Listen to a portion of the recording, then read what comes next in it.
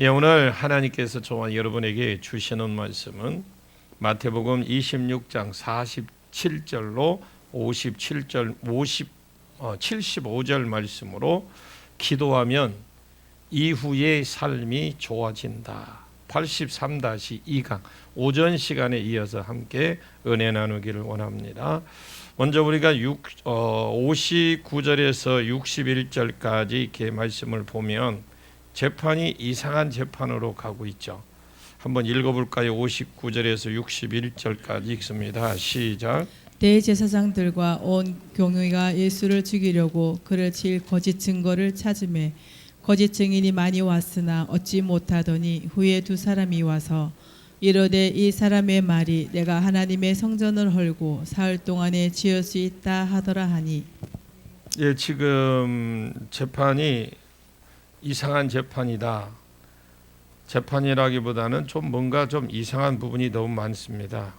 원래 재판은 어찌 진행이 돼야 되느냐, 어떤 사람이 죄인이라고 선고가 되면 그것을 체포를 해와야 되죠. 체포해서 확인해야 되고 변호사도 세우고 검사도 세우고 확인해야 되는 겁니다. 증인도 세우고 그 형이 확정이 되면 너 사형하든지 너 10년, 20년 이렇게 형을 때릴 겁니다. 그 죄가 있어야 잡아올 것을 다시 확인해 보고 그리고 형을 때리고. 그런데 예수님은 먼저 잡혀왔어요. 아무 죄도 없는데 일단 잡아오고 59절에 보니까 대제사장과 온 공회가 예수를 죽이기로 딱 결정해 놓고 잡아온 거예요. 물어보지도 안 하고 아예 그래 놓고 형을 때려 놓고 무조건 이것은 사형이라고 때려 놓고, 그리고 이 사형이 이게 맞는 또 뭔가 있어야 되잖아요. 그러니까 거짓 증인을 찾은 거죠. 그 거짓 증인을 찾으면 미완료예요. 미완료. 찾아도 없어. 그런데 사형시키려고 해도 사형시킬 곳이 없어요. 그러니까 끊임없이 이 증인들을 찾은 거죠. 그 중에 제일 증인이 증거가 되는 것이 61절인데 60절에 거짓 증인이 많이 왔으나 얻지 못하더니 이후에 두 사람이 와서 61절에 한번 볼까요? 61절 시작. 이르되 이 사람의 말이 내가 하나님의 성전을 헐고 사흘 동안에 지을 수 있다 하더라 하니. 이 사람의 말을 들어보니까 내가 성전을 헐어서 사흘 만에 지을 수 있다 하더라. 요한복음 2장 19절에 예수님이 이렇게 말을 했습니다. 너희가 이 성전을 헐어라. 예수님이 성전 청소 작업을 했습니다. 청소 작업을 몇 번이나 하셨는데 하니까 야, 내가 성전에 와서 이런 짓을 했는데 내가 이 짓을 할 만한 다른 사람이라는 것을 이렇게 할 만한 사람이라는 걸 네가 입증 좀 해봐라. 무엇인가 증거를 좀 보여줘봐라. 예를 들어서 그랬으면 누군가 하나님께로부터 보냄을 받았다면, 그래서 어떤 행위를 했다고 친다면 당시의 성전이 이렇게 좀 완전히 썩어져 있는 상태예요. 예수님이 비둘기 파는 상자를 엎어버리고 돈 바꾸는 것을 엎어버리고 이렇게 하셨죠. 내가 하나님 보내서 이런 짓을 했다면 하나님이 보내신 자라는 증거를 대봐라. 그럼 기적이라도 행해라. 예수님이 인정을 받을 입장입니다. 그때 예수님이 너희가 이 성전을 헐어라. 내가 3일 만에 다시 지으리라. 이것은 그 당시에 이 성전 건물을 말하는 것이 아니고 예수님이 이 사람들을 위해서 십자가에 죽을 것이지만은 사흘 만에 다시 살아날 것을, 성전이 육체된 것을 가리킵니다. 그런데 이 말을 교묘하게 바꿔버려. 이 사람의 말이 자기가 성전을 헐고 사흘 만에 다시 짓겠다 했다. 이것을 상식적으로 가능한 소리입니까? 이게 했다 하더라도 이거는 불가능한 소리잖아요. 3일 만에 어떻게 짓습니까? 불가능한 소리죠. 그러니까 그것이 성전을 부수고 다시 짓겠다고 했으니까 짓지 못할 사람이 성전을 부수니까 이것은 어떤 신성 모독죄에 된다는 거죠. 그런데 이 말을 마가복음하고 누가복음에 읽어보시면 서로 증인들이 안 맞아. 증인을 세웠는데 안 맞아, 서로 증인끼리도. 그러니까 예수를 잡아와서 죽이려고 했는데 죽일 근거가 없어요. 그러던 중에 62절과 63절이 봅니다. 62절 63절 시작. 대제사장들이 일어서서 예수께 묻되 아무 대답도 없느냐 이 사람들이 너를 치는 증거가 어떠하냐 하되 예수께서 침묵하시거늘 대제사장이 이르되 내가 너로 살아계신 하나님께 맹세하게 하노니 내가 하나님의 아들 그리스도인지 우리에게 말하라. 지금 이 재판이 그렇습니다. 이미 사람을 죽이기로 하고 거짓 증인들을 계속 왔어요. 그럼 예수님은 어떤 태도를 취해야 됩니까? 내가 예수님이거나 여러분이 예수님 같으면 그곳에서 앉아서 전부 다 거짓말하는 걸 보고도 예수님이 그냥 가만히 계셨어요. 사형 내려도 그 사형에 걸맞는 지금 그 죄를 찾는다고 오만 거짓 증인들을 다 불러 모으거든요. 그런데 그 당시에 6월절이고 한 150만이 모여 있으니까 얼마나 많은 사람이 모였겠습니까? 막 거짓 증언을 계속 하는데 이것이 전부 다 지어내 갖고 하는 말이에요. 나중에 그것을 보고 있던 제사장이 자기가 답답해서 일어나서 예수님께 묻는 거예요. 지가 해놓고 자기들이 해놓고 그것이 안 되니까 자기가 답답해서 예수님께 지금 묻습니다. 62절에서 63절 보겠습니다. 같이 읽습니다. 시작. 대제사장이 일어서서 예수께 묻되 아무 대답도 없느냐 이 사람들이 너를 치는 증거가 어떠하냐 하되 예수께서 침묵하시거늘 대제사장이 이르되 내가 너로 살아계신 하나님께 맹세하게 하노니 내가 하나님의 아들 그리스도인지 우리에게 말하라.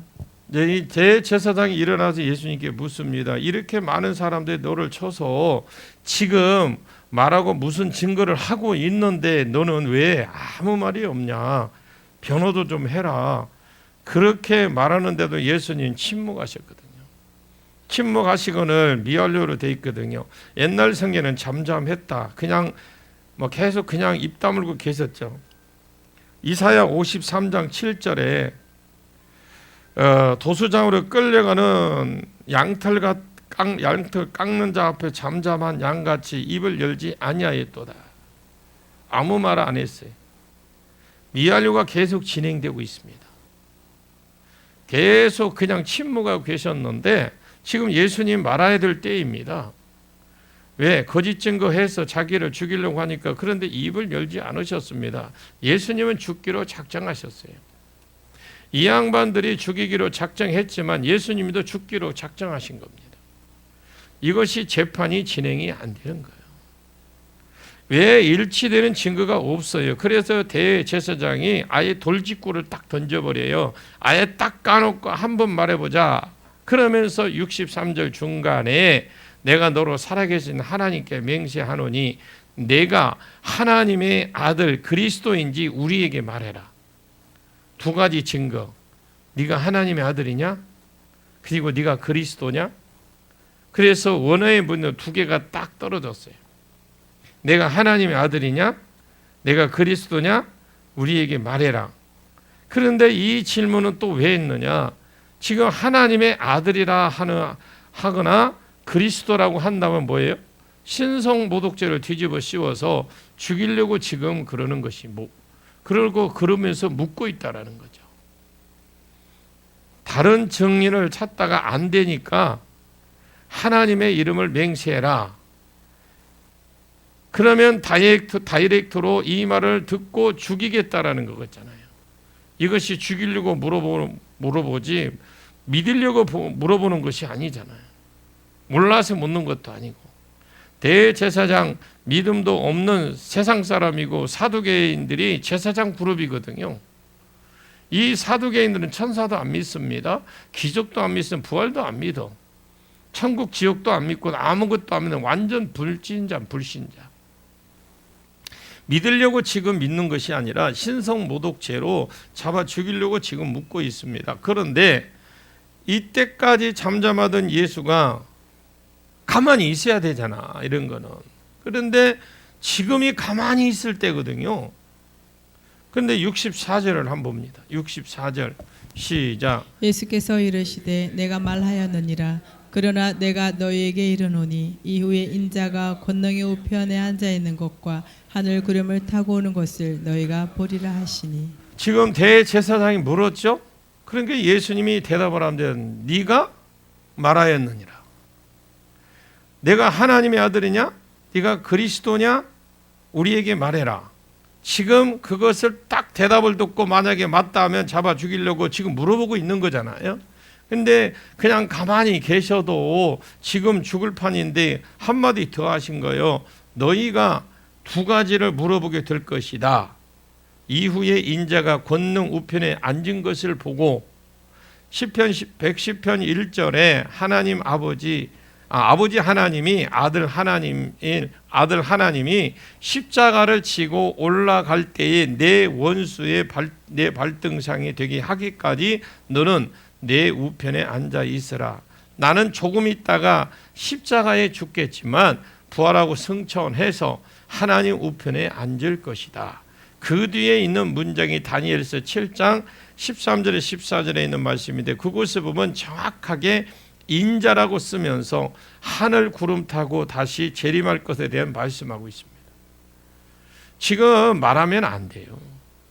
이때까지 분리할 때는 가만히 계시고 거짓 증인을 마구 말했는데도 가만히 계시고 이렇게 너에게 대해서 증인을 많이 하는데 너는 너 아무 말도 안 하느냐? 죽이려고 신성 모독죄 뒤집어 씌워서 죽이려고 내가 하나님의 아들이냐? 네가 그리스도냐? 네가 말했다. 시편 110편 1절을 이루어질 것이다. 다니엘서 7장 13절 14절 이루어질 것이다. 내가 하나님의 우편에 앉을 것이고 하늘 구름 타고 너희를 심판하러 오는 것을 너희가 앞으로 보게 될 것이다. 대제사장이 속이 시원했죠. 뭐. 그래서 65절 66절을 한번 볼까요? 시작. 이에 대제사장이 자기 옷을 찢으며 이르되 그가 신성모독하는 말을 하였으니 어찌 더 정인을 요구하리요. 보라, 너희가 지금 이 신성모독하는 말을 들었도다. 너희 생각은 어떠하냐? 대답하여 이르되 그는 사형에 해당하니라 하고. 지금 대제사장이 얼마나 속이 시원합니까? 지금 물어봤는데 그러니까 이 대제사장이 자기 옷을 찢고 이스라엘 사람은 옷을 찢을 때는 누가 죽었을 때는 슬픔이 있거나 아니면 분노할 때 옷을 찢습니다. 분노입니다. 야, 이 사람이 자기를 하나님의 아들이라고 한다. 그리고 옷을 찢었습니다. 이 사람이 자기를 그리스도라고 한다. 여러분, 예수님은 그리스도입니다. 그러면 예수가 그리스도라는 증거를 대어 보라고 했을 때 구약에서 보면 난다긴다 하는 귀한 선지자들이 다 그리스도가 메시아라는 걸 다 한마디씩 다 했잖아요. 그리스도라는 말을 헬라어고 메시아흐입니다. 이 말은 히브리어거든요. 똑같은 기름 부음 받았다는 말인데 이 사람이 자기를 메시아라고 한다. 그러면 증거가 무엇이냐? 할 때 두 개예요. 구약에 정말 내노라는 선지자들이 예언한 그 예언이 예수께 이루어지었습니다. 유다 베들레헴이 났죠. 처녀의 몸에서 났죠. 은 30여 팔렸죠. 유다가 팔았으니까 잘합니다.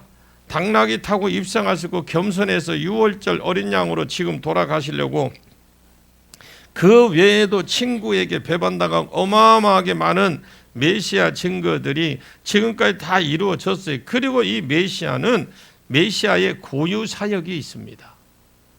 그것이 소경이 눈을 뜨는 것이고 구약의 소경이 눈 뜰 것 같은 내용들이 많이 나올 것 같은데 실제로 하나도 없어요.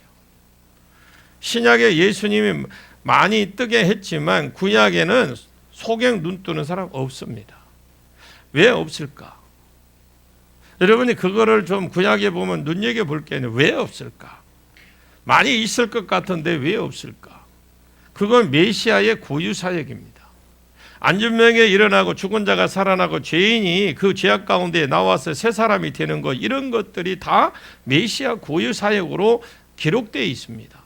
그런데 이때까지 예수님이 온 이스라엘을 돌아다니면서 메시아 고유 사역을 행하셨거든요. 이때까지 이 기적을 행하고 이 많은 사람들이 이루어졌는데 그리고 나서 내가 하나님의 아들이다 그리스도라고 했는데 원래 이들이 불신자니까 원래 예정 안 된 사람들이니까 안 믿는 겁니다. 오히려 이걸 봐라, 자기를 하나님의 아들이라고 한다. 야, 자기를 메시아라고 한다. 그래서 옷을 잡아짓고 옆에 있는 사람들에게 물어봅니다. 이 사람이 자기가 메시아라고 하고 하나님의 아들이라고 하는데 어떻게 하면 좋을까? 어떻게 하면 되겠냐? 옆에 사람 물어본 거예요. 그러니까 전부터 다 일제히 사형이다 이렇게 해놓은 사람들인데 이거 선동이지 재판 자리가 아니잖아요. 자, 이렇게 진행되는 재판이 없어요. 재판장이 일어나 유도신문을 해서 너희 생각에는 어떠냐? 자기 옷을 찢으면서 내 생각은 이렇다. 이거 완전히 신성모독인데 너희 생각은 어떠냐? 재판장이 뭘 또 옆에 사람 물어보긴 뭘 물어봐. 대치면 그만이지. 그잖아요. 근데 옆에 사람 물어봅니다. 이거 사형, 이건 재판 아닙니다. 완전히 여러분 선동이 선동. 그럼에도 불구하고 예수님이 아무 변명 안 합니다. 증인이 자기가 죄인으로 몰아가고 불리할 때는 입 다물고 계셨고 진짜 입 다물고 가만히 계셔야 될 때에는 내가 그다, 내가 맞다 이렇게 돼버린 거야. 그래 형이 딱 결정이 되자 67절에서 68절 보겠습니다. 시작. 이에 예수의 얼굴에 침 뱉으며 주먹으로 치고 어떤 사람은 손바닥으로 때리며 이르되 그리스도야 우리에게 선지자 노릇을 하라. 너를 친 자가 누구냐 하더라. 형이 다 결정되자마자 이에 사형에 해당한다 하고 이에 예수의 얼굴에 침을 뱉습니다. 누가복음 22장 63절에 예수의 눈을 딱 가려버렸어요. 그 뒤로 내가 메시아고 하나님의 아들이라 했으니까 눈을 딱 가려놓고 어떤 사람은 얼굴에 침 뱉고 어떤 사람은 주먹으로 치고 어떤 사람은 손바닥으로 때렸습니다. 그래놓고 네가 진짜 그리스도고 하나님 아들을 선지자처럼 알아맞혀보라는 거예요. 누가 침 뱉고 누가 주먹을 때렸는지 내가 예수님이시면 네가 예수라면 이 사람들도 예수를 죽이기로 작정했지만 예수님도 죽기로 작정을 했습니다. 아멘. 왜 죽으셔야 오늘 저와 여러분이 이 자리에 앉아 있는 거거든요. 인류의 죄를 지고 죽어야 그렇게 되리라는 성경이 이루어지니까 예수님도 여러분 사람이셨으니까 예수님 하나님이셨습니다. 100% 신성이었고 100% 인성으로 50% 50대 50 섞인 게 아니라니까. 100% 하나님이고 100% 사람인데 예수님이 이 땅에 공생애를 살 때는 신성을 안 쓰셨습니다. 인성만 가지고 사셨어요. 그런데 어떻게 기적을 행하셨느냐? 성령이 기름 부어 주셔서. 그러면 인성만 가지고 사셨기 때문에 예수님도 뭐 무서웠느냐? 십자가가 두려웠어요. 그것이 예수님에게는 고난잔이었고 하나님 할 수만 있으면 이 잔을 내게서 지나가게 해 주십시오. 내가 이거 안 마시고도 인류를 구원이 이루어지겠거든. 이것을 안 마시고 싶습니다. 나 이거 지기 싫습니다. 그는 고민하여 죽게 되었더라고 자기 스스로 말할 정도로 마음이 심히 힘들었어요. 성경에 예수님이 자기가 힘들어 죽겠다 이런 말 하신 적 없습니다. 가장 마음이 어려울 때 그는 기도했어요.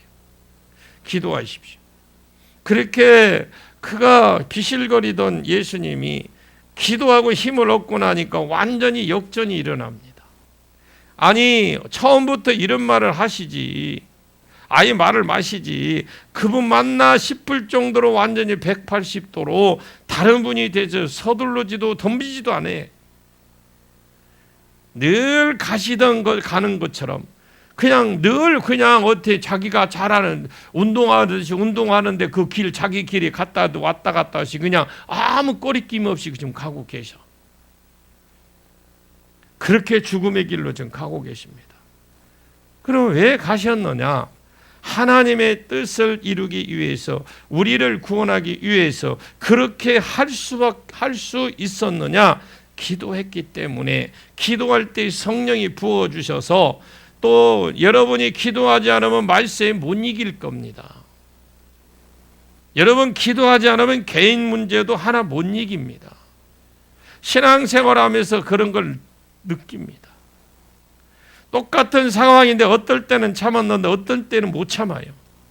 제가 성령 충만하면 참아집니다. 웃어지고 참 대놓고 비웃지는 못하지만 그냥 참아지는 거잖아요. 제가 성령에 충만해지면 치면 참는다니까.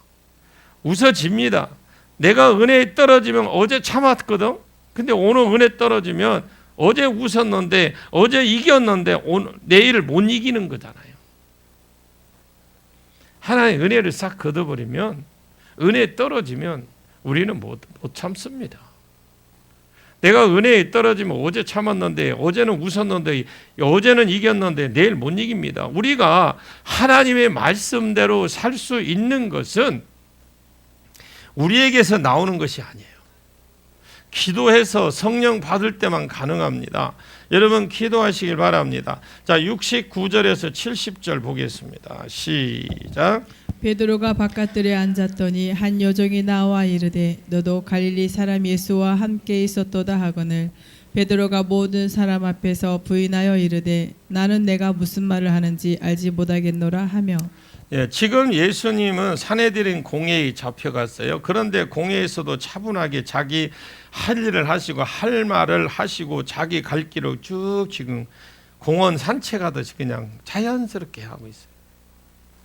사명의 길로 일어나 함께 가자, 십자가의 길로 가자 가고 있는 겁니다. 지금 다른 데는 다른 사람들은 다 도망가 버렸거든요. 지금 그러나 믿음이 좋다는 수제자는 따라갔는데 이 수제자는 지금 산헤드린 공회가 아닙니다. 여러분 공회라는 건 마당 그리고 눌릴 사람도 없어요. 지금 대제사장 앞에 앉아 있는 것도 아니고 공회원 앞에 앉아 있는 것도 아니고 그냥 마당에서 계집종들과 이 계집종이라는 말이 20살 밑에 아이를 말해요.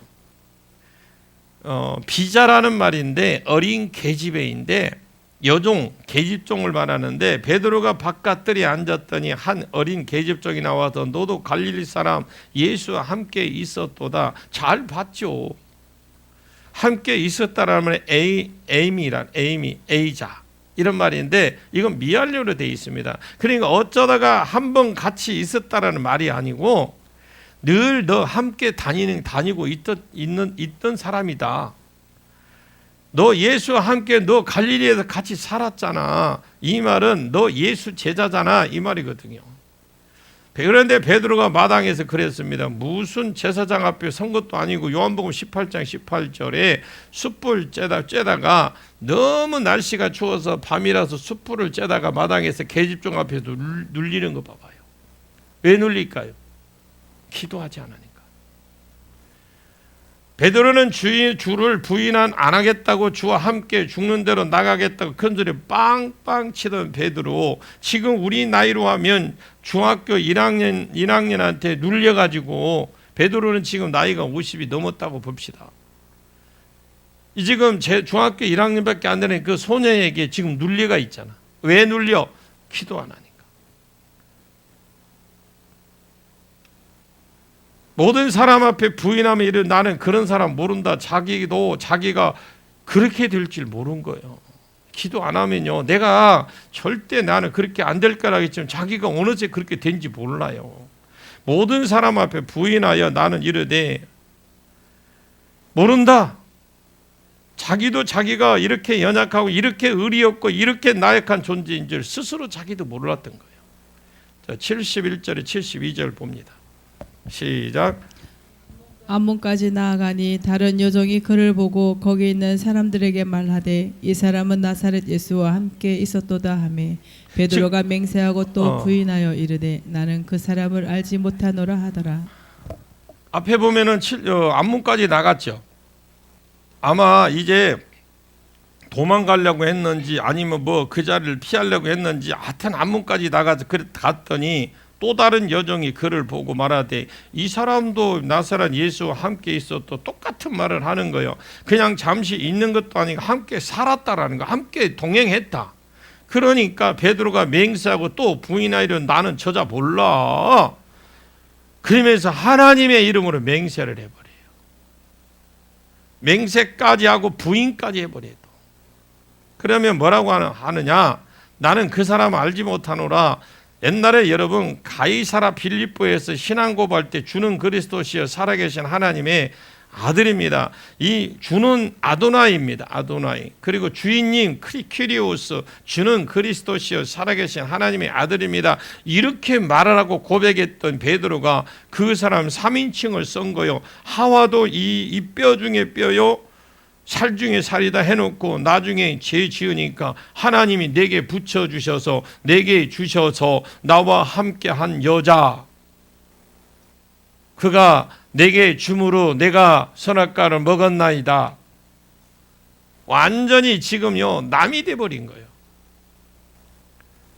나하고 아무 상관없는 사람이다. 직장 가서 자기가 예수 믿는 사람이라고 잘 말씀하고 다니시길 바랍니다. 동창회 가면 술자리 앞에서 나는 콜라 주세요 할 정도 돼야 돼요. 아멘입니까? 예수 믿는 사람 이렇게 하시죠. 그러나 그것이 베드로나 또 요즘은 또 믿는다 하고도 잘 받아 마시긴 합니다만, 어떤 분 장로님도 마시는 거 그래서 내가 지금 막 혼쭐 났습니다만, 그리고 그 카센터는 장로님이더라고요. 그 모르고 다녔는데 장로라서 다녔는데 나중에는 안 간 거예요. 내가 안 가버렸어요. 내가 이야기하고 안 갔어요. 당신 장로가 술 먹으니까 안 온다고 내가 그랬어요. 어디도 장로가 술 먹고 왔냐. 아예 그 교회는 개를 잡아가지고 파티를 1년에 한 번씩 한답니다. 술 파티를. 참 별결을. 우리 가까운 교회에 있어요. 가까운 곳에. 먼 곳에 있는 게 아니에요. 자, 73절 74절 봅니다. 시작. 조금 후에 곁에 섰던 사람들이 나와 베드로에게 이르되 너도 진실로 그 도당이라 내 말소리가 너를 표명한다 하거늘 그가 저주하며 맹세하여 이르되 나는 그 사람을 알지 못하노라 하니 곧 닭이 울더라. 당연한 것처럼 마시는 게 당연한 것처럼 말하더라니까. 그게 너무 당당해서 내가 좀 이상해졌다니까요. 조금 후에 곁에 섰던 사람들이 요한복음에 그것이 말고의 친척이다라고 돼 있거든요. 아까 말고는 귀를 잘렸다가 잘린 자가 아니냐. 다른 곳에 보면 옆에 예수 옆에 바로 옆에 말고 귀 잘랐던 너 네가 말고의 귀 잘랐잖아. 이렇게 말하니까 얼마나 베드로가 놀랐더니 저주하고 맹세하면서 모른다고 털어버려. 내가 그 사람 어떻게 하느냐? 나는 모른다. 하나님 이름 맹세한다. 어찌 이 사람이 이렇게 될 때까지 이 지경까지 이렇게 됐을까요? 수제자라는 이 베드로가 왜 이 지경까지 이렇게 추락을 했을까요? 기도한 예수님은 제사장인 코앞에서도 자기 갈 길을 당당히 가시고 베드로를 위해서 모든 인류를 위해서 가시지만 사실 베드로를 위해서 가는 건 맞습니다. 자기 전부를 내놓고 가고 계시고 기도 안 하고 당당했던 이 잠을 자던 베드로 지금 이 지경이 돼버린 거예요. 자기도 자기가 이렇게 될 줄 몰랐던 겁니다. 그 뒤에 사단이 역사하고 있는 걸 모르는 거예요.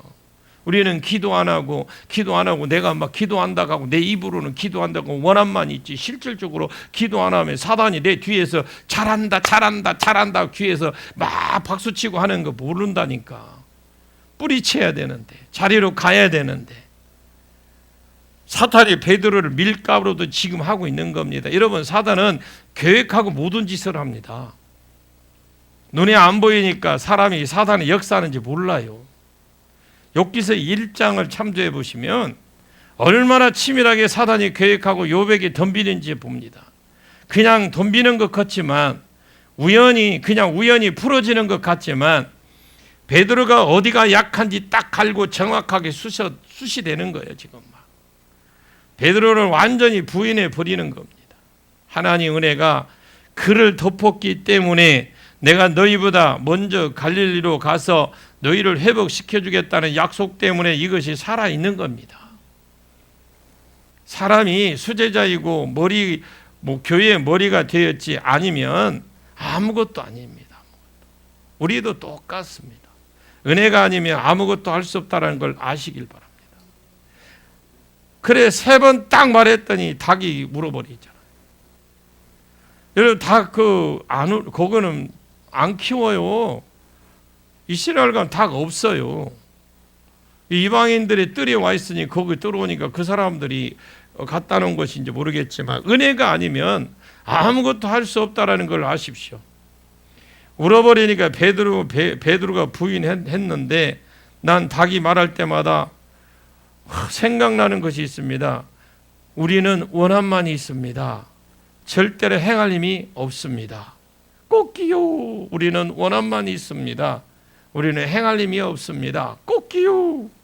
우리는 원함만이 있습니다. 행할 힘이 없으니 베드로가 행할 힘은 성령으로 말미암아 나오는 줄로 믿으십시오. 여러분 보고 듣는 것이 어떨 때는 여러분에게 약점이 될 수도 있어요. 저도 치유는 되지만 손에 능력이 나오는 것에 어떨 때는 그 사람에게 연약함이 될 것입니다. 안 보고 안 들리면 그냥 순수하게 있고 교회 와서 기도할 것인데 보이고 들린다는 핑계로 자기가 더 나은 사람인 줄 알고 기도 안 하는 사람은 매우 많아요. 막 능력이 나타난다고 뭐 보인다고 하는 사람들 그냥 기도 안 하는 사람 더 많아. 절대 더 나은 사람 아닙니다. 눈만 열린 거고 능력만 있는 거예요. 그 사람 본 대로 들은 대로 절대 행할 능력 있는 사람 아닙니다. 앉아서 기도해야 성령이 기름 부음 받고 기름 부음 받아야 여러분이 본 대로 들린 대로 여러분이 뜻대로 말씀한 대로 들린 대로 설계도로 여러분들이 성령이 임하야 살 수가 있고 그대로 이루어지는 것입니다. 기도하셔야 됩니다. 기도하면 뒤가 좋습니다. 기도하면 십자가 길의 길도 걷습니다. 기도하면 지옥구덩이 길 같은 길을 여러분 그냥 돌파라라고 통과를 해버립니다. 기도 안 하면 무너지고 기도 안 하면 이길 것 같은데 못 이겨. 기도 안 하면 승리할 것 같은데 넘어져. 이에 베드로가 예수의 말씀 닭 울기 전에 내가 3번 나를 부인할 것이다 말씀이 생각나도 밖에 나가서 심히 통곡했다고 합니다. 예수님이 닭 울기 전에 내가 나를 3번 부인할 것이다. 이 말에 베드로는 안 믿었잖아요. 이스라엘 닭이 없다고 그랬어요. 이 닭이 없어요. 이스라엘 닭은 부정한 짐승이기 때문에 닭 안 키웁니다. 지금도 이스라엘 어디 가도 닭 없어요. 그런데 이것이 빌라도의 관저이고 이런 데 있기 때문에 닭이 있는 것입니다. 설마 이 말이 왜냐하면 그것밖에 없으니까 설마 이 말이 자기에게 응하리라고 자기가 생각도 못했거든요. 닭 울기 전에 3번 닭이 없는데 이스라엘 닭이 없잖아요. 베드로도 그게 믿어집니까? 닭이 없는데 우리나라처럼 막 여국 가고 여기 가도 저기 가도 막 닭이 막 오만 촌에 가면 막 이 집에서 꽃기고 저 집에 꽃기고 맨날 그냥 닭이 베드로가 볼 때는 미쳐버릴 거예요. 그냥 우리나라에 안 살기 참 먼저 가기 잘했지. 없어요. 베드로가 믿을 수가 없는 거예요. 왜? 이스라엘 닭이 없거든. 닭 울 리가 없잖아. 근데 닭이 울어. 얼마나 여러분 놀랐을까요? 그런데 진짜 부인하고 나니까 닭이 울었고 너무너무 놀라서 예수님 말씀이 생각난 거예요. 누가 그때 정신이 돌아온 거죠. 누가복음 22장 62절에 그때 예수님이 안나스에게 잡혀가서 아까 내가 가야바로 옮겨졌다고 했잖아요. 그 옮길 때에 베드로가 부인할 때 딱 3번 부인할 때입니다. 딱 그러니까 마당을 이 집하고 이 집 집이 2개 있으면 이쪽 관저 있으면 마당을 통과하는 거예요. 통과하는 과정 속에 지금 닭이 울은 거예요. 부인하는 과정에. 거기 닭이 있으라고 어떻게 알았을까? 딱 돌이켜 베드로를 끌려가면서 이렇게 보는데 기도 안 하고 잠만 자더니 안쓰러워서 이렇게 쳐다보고 있는데 또 기도 안 하면 예수님 우리를 그렇게 보십니다. 예수님 눈에 못 이길 것이 보이니까 딱 그는 어려움이 오면 기도 안 하면 못 이길 것을 알고 계셔. 알고 계시니까 안쓰러워서 그냥 이렇게 보는 거예요. 기도해야 되는데 제가 못 이길 것인데 못 견딜 것인데 기도하면 2가지 역사가 일어납니다. 첫째, 환경이 바뀝니다. 한나가 기도했더니 아이 못 낳았더니 아이 나와버렸어요. 할렐루야. 히스기야가 죽는다는데 살아버렸습니다. 느니의 성이 무너진다니까 기도했을 때 안 무너졌습니다. 기도하면 환경이 바뀝니다. 그런데 어떤 때는 아무리 기도해도 환경이 안 바뀌어. 십자가 이것은 환경이 바뀌면 우리가 어떻게 됩니까? 절대로 이런 환경은 안 바뀝니다. 그러면 하나님의 뜻이고 이왕 작정된 것이면 내가 이길 마음이 생기는 것이잖아요. 구더기 가운데 있어도 이겨집니다. 찬송이 나오고 노래가 나오고 모든 게 그냥 이겨집니다. 견뎌지고 그것이 즐겁고 그것이 은혜라고 하는 거죠.